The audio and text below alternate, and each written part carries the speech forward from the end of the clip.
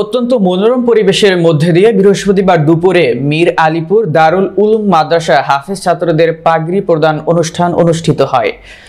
মীর আলীপুর বাজার জামে মসজিদের সভাপতি ও দারুল উলুম মাদ্রাসার সম্মানিত সভাপতি বিশিষ্ট ব্যবসায়ী মোহাম্মদ আলমগীরের সভাপতিত্বে মীর আলীপুর দারুল উলুম মাদ্রাসার মুহতামিম মাওলানা আব্দুল আজিজ আরমানের পরিচালনায় প্রধান অতিথি হিসেবে বক্তব্য রাখেন মাওলানা কামাল উদ্দিন হাপি।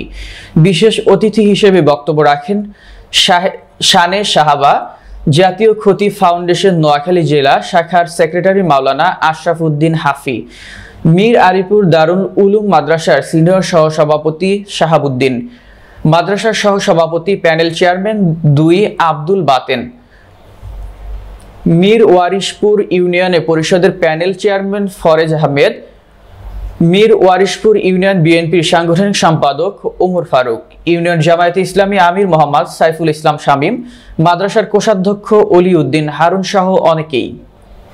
আমরা আমাদের এই মাদ্রাসাকে একটি ভালো মডেল মাদ্রাসা হিসেবে আমাদের পক্ষে রূপান্তর করা সম্ভব।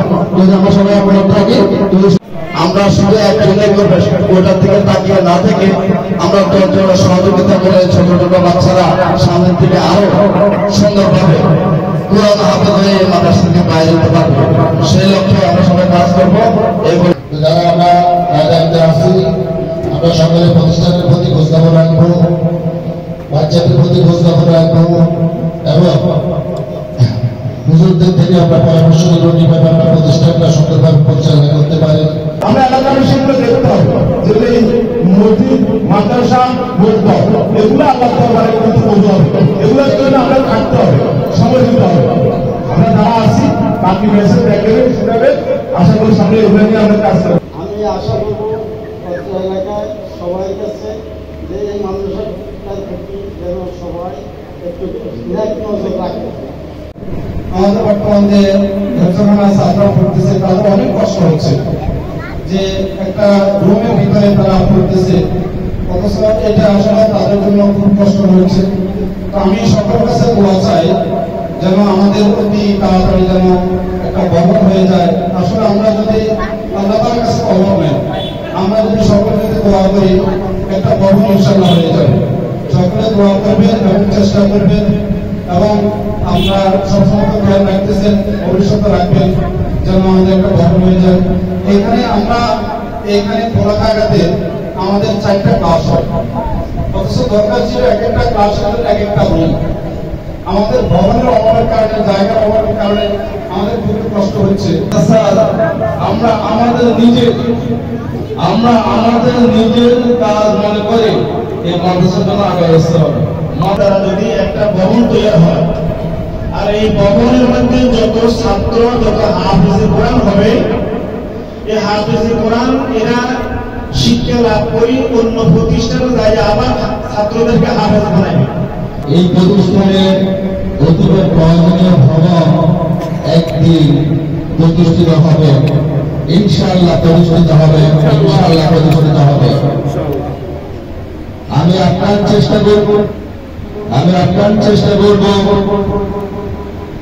এই প্রতিষ্ঠানটাকে সামনের দিকে আপনাদের সহযোগিতায় এবং এলাকাবাসীর সার্বিক সহযোগিতা সামনের দিকে এগিয়ে নেওয়ার জন্য। যে অবস্থা দিয়ে সে তার সন্তানকে মাদ্রাসায় পড়াবে অথবা স্কুলে পড়াবে, তাদের মধ্যে কেউ যদি মাদ্রাসায় পড়াতে চায়, আমি আমাদের কমিটির পক্ষ থেকে ঘোষণা দিচ্ছি, যদি তার বাবা মায়ের অবস্থা না থাকে তাকে এই প্রতিষ্ঠানে কোনো বেতন দিতে হবে না। সেই উচ্চ বিভাগে পড়ে হাফেজ হয়ে বের হবে, এটাই আমাদের সবচেয়ে বড় বেতন হবে ইনশাআল্লাহ। আপনারা আমাদেরকে সহযোগিতা করবেন। আজকে আপনারা যেভাবে উপস্থিত হয়েছেন, আপনাদের উপস্থিতি আমাকে অনেক বেশি অনুপ্রাণিত করেছে, আমাদের কমিটিকে অনুপ্রাণিত করেছে, আমাদের হুজুরদেরকে অনুপ্রাণিত করেছে। আপনারা যদি না আসেন আমরা অনুপ্রেরণা পাবো না। আপনারা অবশ্যই আসবেন, খোঁজ খবর নেবেন, আমাদেরকে সাজেশন।